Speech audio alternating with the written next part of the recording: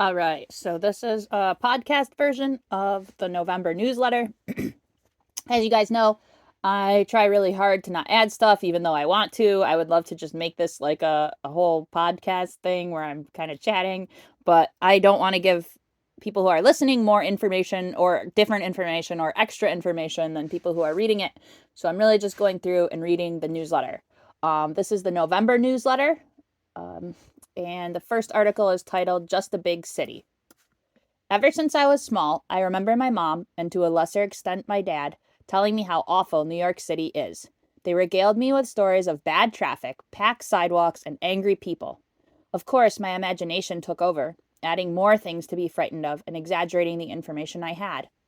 It became more than just a big city in my mind, and instead became a place to store all my fears of the unknown. Eventually, I decided I would just never go to New York City. It wouldn't be that big of a deal, right? I mean, there are plenty of people who never end up going.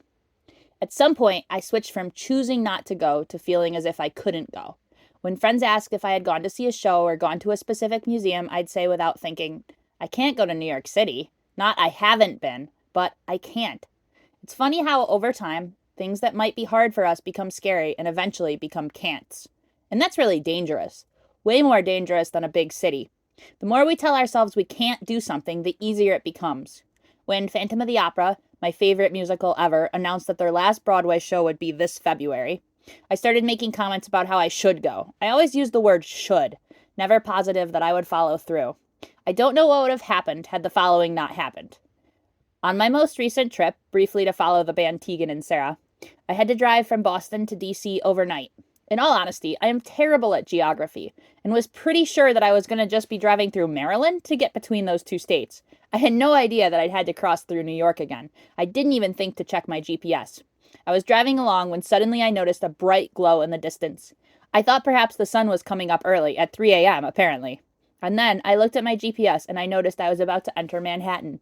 Panicked, I checked other routes, but nothing was as quick or as easy as just driving through New York City. Could it really be that easy? Wouldn't there be bumper to bumper traffic? People standing in the road? What would it look like? I went for it.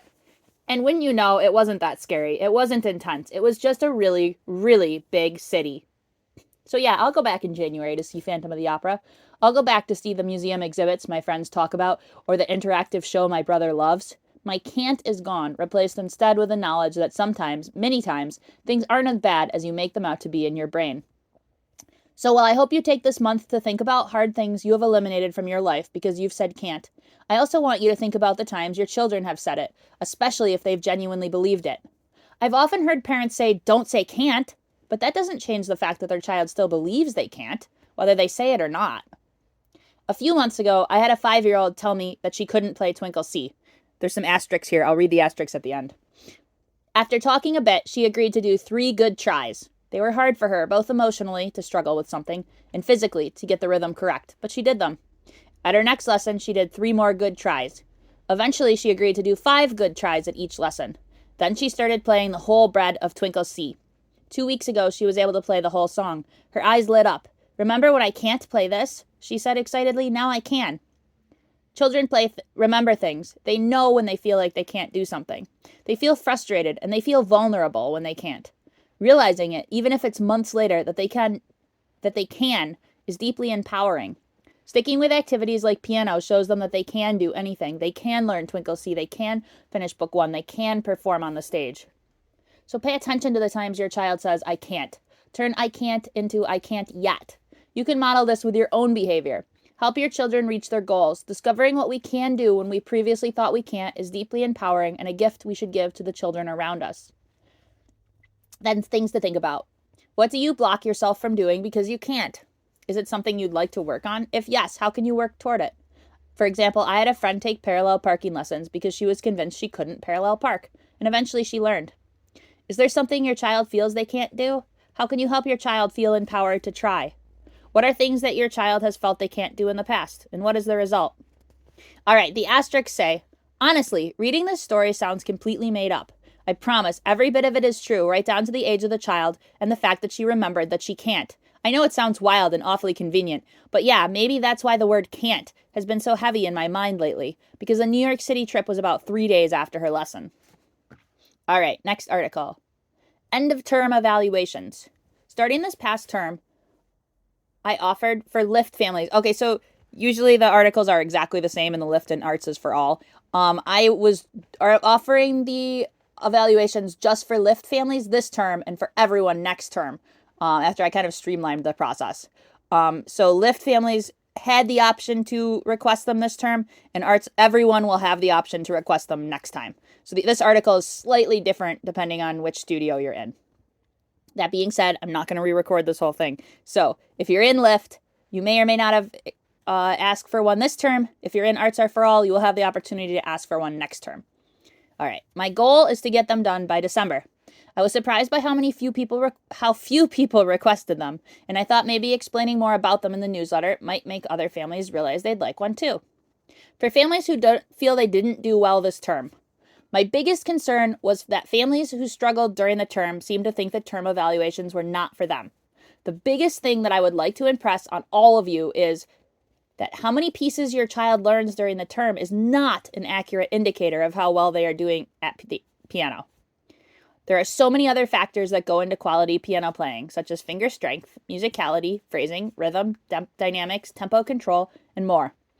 I am hoping that reading the articles about individual pieces helps families realize that there is more to learning music than just playing the right notes. Please know that even if your child only learns one new piece during the term, or no new pieces, it does not mean that they did not progress. If you are feeling discouraged, a term evaluation might make you feel better. For families who know they did okay, but know that they could do better. If you didn't do very well, but want to do better, a term evaluation could really help you if you have the bandwidth to do better. Several families said to me, "We know we'll do better next term." That's great, but a term evaluation will specifically tell you 1 to 2 things you can work on towards improving. Sometimes when families work towards doing better, they end up either focusing on the wrong things or end up feeling so overwhelmed that they don't do anything. A term evaluation might help you see which 1 to 2 things could help the most. For families who feel they had a fantastic term, everyone has something they can work on, and some families might be surprised as to what they could do to improve. It might help families who do well to see what specifics they could do better at, but it might not. When not to ask for an evaluation. If you are sensitive to comments and seeing an evaluation would be too hard for you. I am sensitive in many areas, so I am not judging you. If you worked really hard during the term and seeing suggestions on what to improve will make you too frustrated or sad. If you are totally overwhelmed and don't have the bandwidth to even read an evaluation. Next time, I'll ask for people's preferences on the evaluation of term registration, so think of what you want for the next term, which is March through June. Also, if you receive an evaluation for the past term, please let me know what you liked best and what you didn't like so that I can improve. Questions. Did you ask for a term evaluation this term? If no, did the article change your mind? What do you hope to get out of an evaluation? Will you ask for one next time? All right, homework options. A little complicated because there's going to be a bunch of reading that doesn't apply to everyone, but you'll hopefully be able to just listen and enjoy it. Homework options. I recently began offering homework options again, too, likely starting in the new year. This was because I was going through boxes for my Buffalo house and realized how much I miss having family homework and extra assignments for families. We are going to gradually get back into the swing of things with optional extra assignments for families in December and extra homework starting back in January. Types of homework. Number 1, extra assignments. I will be offering very optional extra assignments every month-ish. Maybe not every month. Some of these assignments might have a small prize, some might not. They are completely optional and will be incredibly varied, from a listening contest to writing an essay on a composer to taking a photograph of your piano. Some of these will be for students and some will be for parents. I'll definitely be bringing back self-care bingo for parents. Please read through them in the newsletter and decide if they're right for your family, but feel no pressure. Number 2, virtual homework. Many families chose virtual homework as their homework option. I will be assigning approximately 1 specific assignment as a worksheet and 1 open-ended assignment, such as a game. The advantage of virtual homework is that families can make an arsenal of virtual activities to cycle through with their children.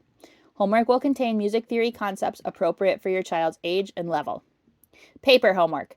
I personally think the paper homework has more value. Maybe I'm old. And if anyone told me they were happy with either, which several people did, I selected the paper homework. This is because I often make my own homework and I haven't yet learned how to make video games. I believe that homework should teach something, not just review concepts, so I almost always use homework that teaches a concept at the top and then has practice below. For every month, there are 3 activities, some games, and some worksheets. All right, here's where it's going to get a little reedy. Homework groups. Right before the pandemic, I found that homework groups that worked out very well. I will go back to using them.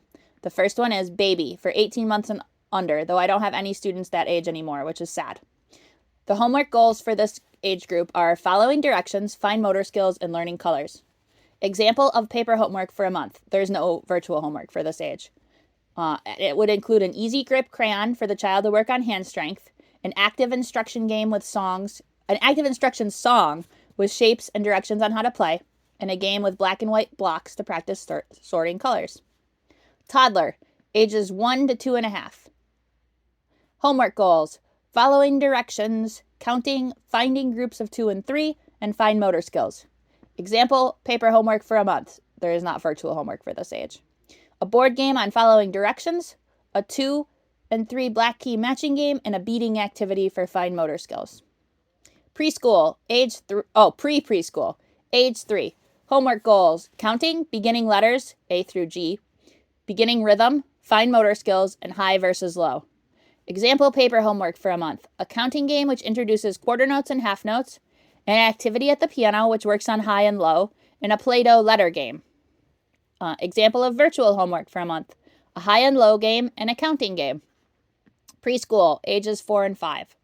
Homework goals. Counting, letters, rhythm, including quarter, half, dotted half, and whole note. Space versus line notes, high and low. Example paper homework for a month. A board game about letters, a worksheet on space versus line letters, and a physical activity about high and low. Example virtual homework for a month.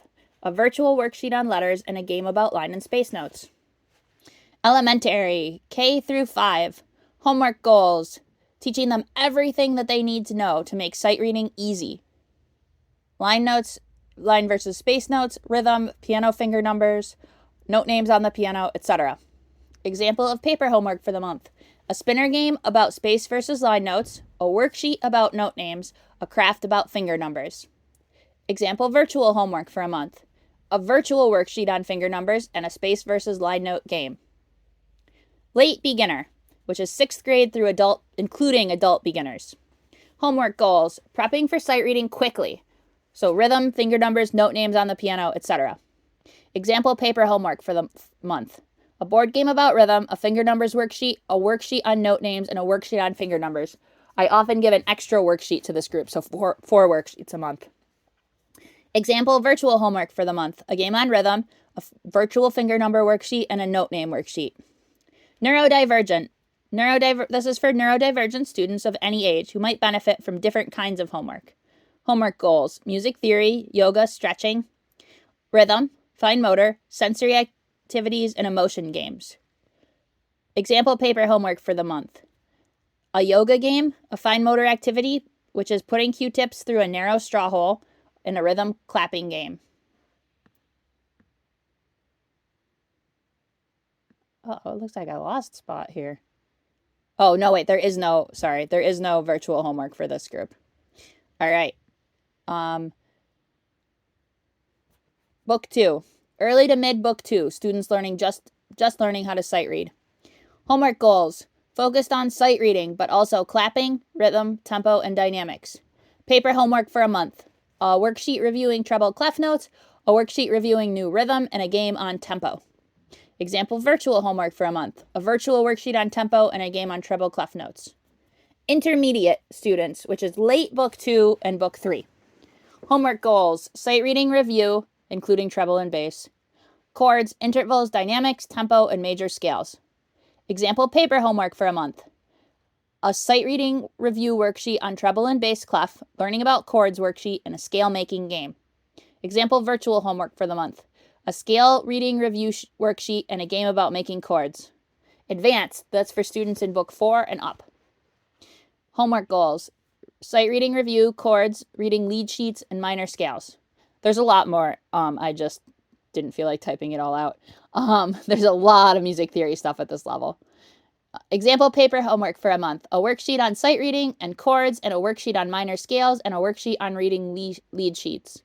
Example virtual homework for a month: virtual chord worksheet and a game on making minor scales. Changing your homework option. There will be a question on the next registration about whether you want virtual paper homework or none. If after reading this you want to change your option, you may contact me and I might be able to switch you. Just let me know.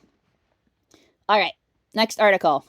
Estimated proper practice time and more. The writing at the bottom of assignments. I recently started a soft start for adding writing at the bottom of assignments. I started off just writing goal for next time and then added listen extra to. And most recently, just since Monday, I added estimated proper practice time blank. I have heard from a lot of you that this is something you appreciate, so I will be trying to consistently do this. I've been inconsistent so far, which is why I called it a soft start. I just wanted to see how it went. Please continue letting me know what you'd think and if there's anything else you'd like to see here. Goal for next time. This was the first thing I started adding at the bottom of students' assignments. I decided to do this after a family was so excited to show me something they'd worked on, but they hadn't worked on the one thing we had focused on in the previous lesson. This led me to realize that sometimes families are genuinely confused about what they should be working on and may need extra guidance. While I definitely do not want the goal for next time to overshadow the importance of practicing exactly from the assignment, I do hope that it gives people a solid goal to feel good about accomplishing by the next lesson. Or, if they don't reach the goal, it will help families realize ahead of time that the lesson will likely be spent on review. But listen extra to. One huge thing that almost everyone in the studio needs to work on more is listening to the CD properly. Adding this at the bottom of assignments is for two reasons. One, I want to remind you to listen more. And two, this will tell you what to focus on if you only have a limited time to listen. While the goal for listening to the CD is 1 to 3 hours a day, where the student listens to all pieces they are currently on, as well as the rest of the book, the pieces they are going to learn in the future. If you have a limited amount of time to listen, it is much better to focus on specific pieces. By letting you know which pieces would be the most helpful, I hope to maximize by focusing what little time you have on what would help you most. Estimated proper practice time. I spent the past week babysitting again, and during my time doing this, I was amazed at how quickly the kids were able to do a proper practice. The girl in book 1 was able to finish a proper practice in less than 15 minutes. Twice during the week, she only took 10 minutes. The boy in book 4 was able to finish a proper practice in 15 to 20 minutes. Well, I totally realized that they were on their very best behavior to me, and it might not always be this easy and consistent to practice this quickly. I was very impressed by how little it takes to fit in a proper practice. The day after I went home from watching them, they both had lessons, and they did an absolutely fantastic job in everything. I asked the boy why he doesn't practice like this every day, and he said he wasn't sure. My hope is that if you know how long a proper practice takes, which isn't very long, you'll be more likely to do a proper practice with your child. I would also like to hear from you if your assignment takes significantly more or significantly less time than the estimate. I'm happy to change it up if you're practicing properly and it's taking too long or it's too short. It also could help me alert me to potential practice problems. Just a note, the estimated practice time is only counting time spent playing piano, not breaks for games, your child needing a drink, etc. Questions. What do you think of these additions to your child's assignment? Do you think they'll help? Is there anything else you'd like to see? All right, Music Theory Corner. Next article. Music Theory Corner, Dynamics. The Music Theory Corner is designed to teach all families a bit more about music theory. I try to make the articles basic enough that even the families of beginners can understand them, while including subtleties that far more advanced students might learn from. Dynamics are an incredibly important part of music. They are what tells the musician how loud or quiet to play.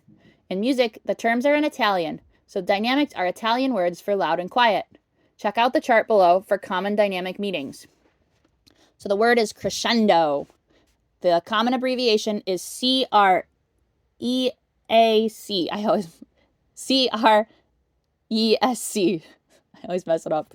The English definition is getting louder. The symbol indicates the magnitude of the increase in the volume, and the symbol is like a sideways V that's very long. The part on the left, the small part of the V, tells you to play quiet, and by the time you get to the large part of the V, it means you should be playing loud.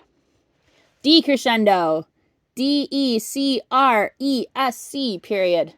means growing softer. So it's the opposite, where the big part of the V is on the left and the small part of the V is on the right. So the part on the left, the thick part of the V is where you're playing loud, and the thin part of the V is where you're playing quiet. Diminuendo, D-I-M period. That is another term for decrescendo. It means the same thing. Forte, the symbol is F. It's a kind of fancy looking F. It means play loud. Forte piano, the symbol is FP. It is loud and then immediately soft. Fortissimo, FF or FFF, it means very loud or very, very loud. At some point, you can have as many Fs as you want. You could go FFFFF, and that would be like the loudest thing ever. Oh, I said I shouldn't give extra information. My bad. Mezzo forte, MF, moderately loud.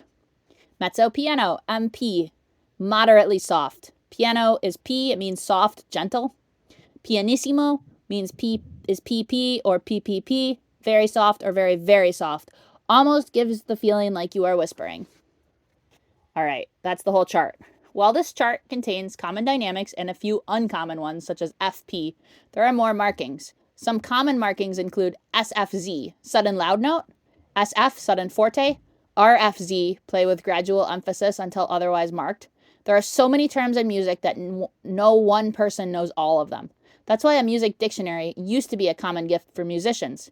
However, today we have the internet, which is such a valuable resource for musicians. Teach your child a valuable skill. Whenever they see a word or symbol they don't know in their music, Google it.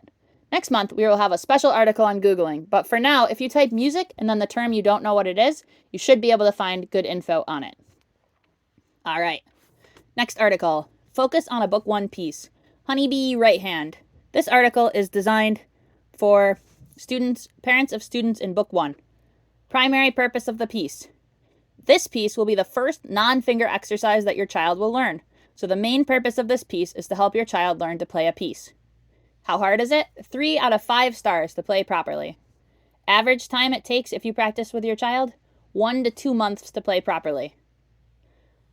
Honeybee will teach your child to play with a legato, a connected sound. It will also teach your child to play a non-twinkle piece in ABBA form, that is with a beginning, middle, middle, beginning. It has a lot of skips where your child will learn to control their fingers. It is difficult like this on purpose. For example, anytime it goes from finger 2 to finger 4 or finger 3 to finger 5. It is important to have your hand in a good position. Wrist above knuckle, hand relaxed, sitting up straight, and feet flat. Focus on a Book 2 piece. Minuet 2, also called Minuet in G major. Reminder, read this section if your child is in Book 2 or the middle end of Book 1. Or maybe save it if your child is in the beginning or middle of Book 1. Primary purpose of piece. This is by far the most difficult piece in the book. Learning it elevates the ability of the child considerably. How hard? 5 out of 5 stars. Performance speed with the metronome. 120 to 135 with the quarter note. Average time it takes to learn if you practice with your child. 4 to 8 months to performance level with proper practice. Other things this piece teaches, secondary purposes. 1. Right hand and left hand are both very tricky and require a specific arpeggio drill before the child even starts learning the piece. 2. Left hand has some sections in which it is the melody and louder. 3. There is a lot of phrasing that is very important for the piece, and one of the many reasons that right hand and left hand need to be practiced alone many times before hands together is attempted. 4. The fingering is very important for right hand and left hand alone. 5. Students are learning to play triplets for the very first time, and this is very difficult for some children. 6. Overall, the piece is very difficult physically, so it is important that the child continue to practice their scales and twinkles while they are learning it. Lastly, students do much better with this piece if they practice right and left hand alone with the metronome exactly how it is written in their assignment each week. Next article, Piano over the holidays. Many families celebrate at least one holiday over the next few months, and this can definitely throw a wrench in the piano routine. However, there are many things you can do to help mitigate learning loss and frustrations over this holiday season. Having good lessons. Number 1, feel free to cancel if you need, such as if you have a family event. I find families are generally happier if they focus on what their child gets out of taking piano as an experience rather than focus on each individual lesson. When you see it as an experience, it allows you to realize it's okay to cancel once in a while, especially if you have family over and are forcing your child or yourself to miss a family event for a piano lesson. The same goes if you or your child are feeling burned out from an event or travel the day before. Don't try to force the lessons with distractions, or if you or your child aren't feeling well enough or awake enough to do piano. Number 2, please minimize distractions. If you have decided to have your lessons with extended family members present, please have them either watch quietly or stay in another room and be quiet. It is so important to have, it's so hard for students to focus when others are having fun loudly in the other room. Please make sure that any holiday music is turned off and that the decorations aren't distracting. Number 3, let me know ahead of time on lessons in weeks you haven't practiced as much. It helps both of us manage our expectation and allows me to better manage time during the lesson. I prefer if parents text the morning of the lesson. I might forget otherwise, but any heads up is appreciated. Number 4, talk to your child ahead of their lesson if you know that they haven't practiced as much. Remind them it's okay to make mistakes and struggle, but they should still stay focused and do their best. Students can have good lessons even without good practice by having a good attitude and being willing to work hard. Next section is about practicing well, even if it is limited. Number 1, please, if you practice with your child, please make sure to practice their assignment. Bad practice is worse than no practice. So if you or your child is too drained to practice from their assignment, just skip. That's okay. Number 2, if you only get through half or part of the practice, notate where you got in the assignment and start from that spot the next day. Partial practices from the assignment are still awesome. Number 3, try to have your child do their assignment before they work on any extra songs or holiday songs. It's a good habit to get into. Do your work before doing extra. Think about times in your child's future where learning this now could help them. Next section, listening. Number 1, listening can really help during the holiday season. However, some families listen less due to listening to holiday music. Please try to make specific times in which your child listens to their piano music, such as piano music during homework time, or on or to or from the school and other activities, or piano music only after 7 p.m.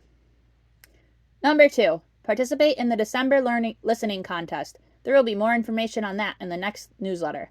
Make sure this month that you have good ways to listen. My recommendation is to purchase several old school CD players and put CDs in several different rooms. However, I know other families prefer to use Google or Alexa to listen. Number 3, have another adult who can encourage and remind you to put the CD on for your children. Or you can use a reminder app. This doesn't have to be your partner. It could be a fellow piano mom or any friend that is good at reminders. It should not be your child. The CD is the one part of piano that is not their responsibility. Questions. Do you think these pointers will help? Do you have any other struggles when it comes to the holidays? Let me know if there are any other tips you'd like to see. Next article. Composition classes. I will be offering a virtual group composition class to help students learn the basics of composing.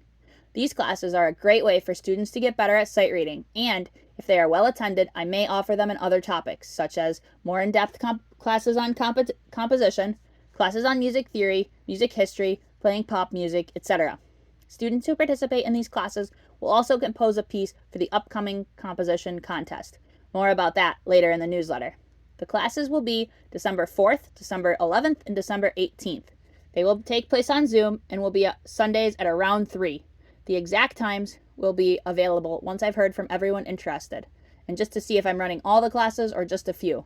The classes could include Composing for the Young Beginner, a 15-minute class designed for students 3.5 to 6. This class is for students to write a simple piece with the close supervision of their parent. Students will learn about whole notes and quarter notes and will learn a few notes on the treble clef staff. Composition for Book 1 students, a 15-minute class. This class is for Book 1 students ages 7 and up who want to learn to compose. Students will learn about quarter notes, half notes, dotted half notes, and whole notes, and will learn treble clef C position, as well as learning about time signatures and dynamics. Composition for treble clef Book 2 students, a 20-minute class. This class is for students who have already begun to learn to sight read and know C position on treble clef, but haven't learned bass clef yet. These students will learn to compose using treble clef notes and then will begin to explore the different patterns bass clef could use. Composition for advanced students, 20-minute class. This class is for students who can sight read both treble and bass clef. We will work more on complicated composing and discuss things like harmony and melody, forms a piece can take, tempo, and key signatures. If you are interested in any of these classes, please let me know by November 22nd, and that way I can let everyone know what times the classes will take place before the Thanksgiving holiday.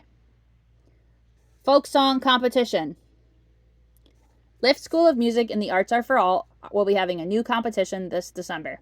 This competition is not something you should feel like you have to participate in, but instead a fun bonus for families looking for something extra to do during December. The competition will have 3 options, and students can participate in one or in all 3. Actually, that's worded weirdly. There's a bunch of... you can participate in many different ways. Ask me if your child is interested in doing a lot. Option 1, a folk song performance. Students can learn a folk song, a Christmas song, or any folk song, and upload their best performance for it to be judged. Option 2, folk song arrangement. Students can arrange a folk or Christmas song in any way they would like. There are 2 subcategories here, a video recording or sheet music. In either subcategory, the student must present both the original folk song and their arrangement. Option 3, original composition. Students can write their own piece and either submit the sheet music or a video recording of it. Those are the 2 subcategories. There are separate categories for solo piano, duet piano ensemble, other instrument, other groups of instruments, piano with vocal, and there might be other categories depending on what entries I receive. Students can enter up to 5 categories. Cost and awards. Entries are a different price for Lift versus Arts Are for All students. For Lift students, it's $3. Arts Are for All students should check with me. And the $3 includes comments from a judge who has experience as a performer and as a composer.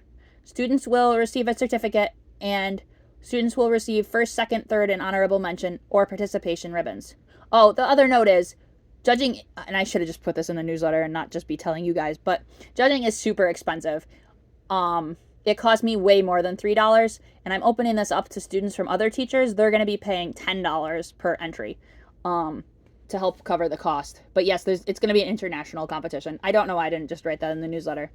Age categories will be ages 2 and under, age 3, age 4, age 5, age 6 to 7, age 8 to 9, age 10 to 11, age 12 to 13, ages 14 to 15, ages 16 to 18, and as well as a separate category for beginners ages 9 through 12, anyone 9 through 12 who's had less than 2 years of lessons. Should be fewer. Oops. Or ages 13 to 18 that have had fewer than 3 years of lessons. For the adult category, there is college non-major. Those are for non-music majors. College music majors, adult beginner, less than 1 year of lessons, adult intermediate, 1 to 3 years, adult recreational, 3 years of lessons but not a teacher or any music professional, teacher, and performer. Extra prizes will be first, second, and third overall in each shot for the children's groups for each performance category, the arrangement category, and the original composition category. These winners will be for outstanding work. For local students, they will receive a trophy. I'm not mailing trophies out of this country. There will not be extra awards in the adult category. All recordings for children must be less than 5 minutes of length. For adults, less than 8 minutes of length. Age is as of day of recording.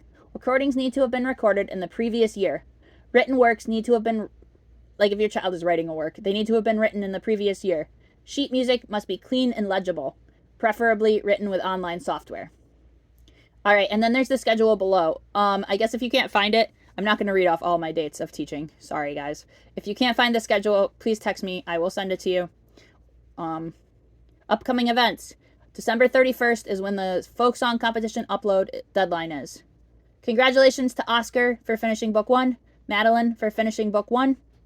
Also, I was hoping I would get the names before I went to print. I love how I just said that. For the kids who won the Connor Chi composition contest, I cannot. The judge has COVID. Everyone is sick. I will post / let people know as soon as I know. But at this point, I'm telling her to take her time and get better and feel better and relax, and that there's no pressure to get this done at all. Anyway, didn't do what I said. Added a bunch of extra comments just for you guys, my 5 or 6 listeners. As always, let me know what you thought about this podcast. Maybe I just will get more conversational and people can choose to just have less information. What do you guys think? Should I make it more conversational and add extra comments? Should I keep it just the facts? Has anyone listened to this whole thing? Just give me some information here. All right, thanks guys. Bye.